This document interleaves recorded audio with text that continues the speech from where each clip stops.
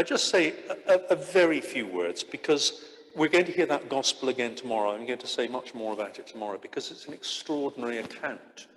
And it almost leaves us with one of the greatest cliffhangers in human history, where the women that have gone to anoint the body of the Lord so tenderly are left terrified.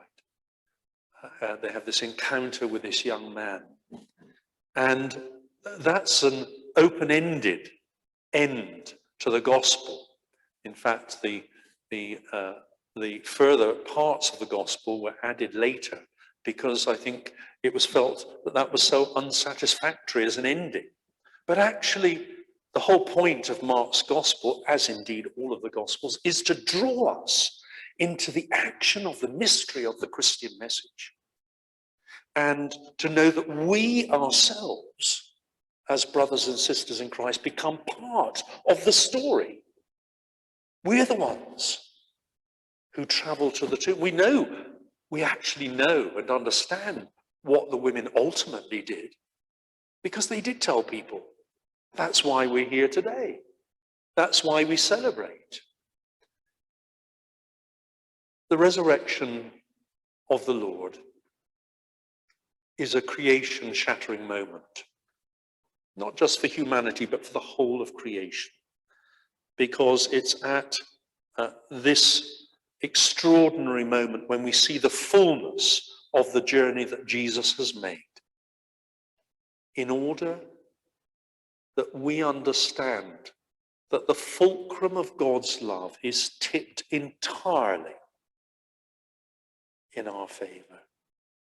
We are drawn into the knowledge of just how much we are loved by the source of all love. And there's a wonderful moment in that hymn. Wonderful words by Charles Wesley, and always such extraordinary theological writing that those hymns that Wesley wrote have. Ours, the cross, the grave, the skies. Just think of that movement.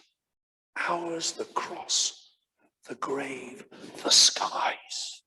We're drawn to the mystery of God's love.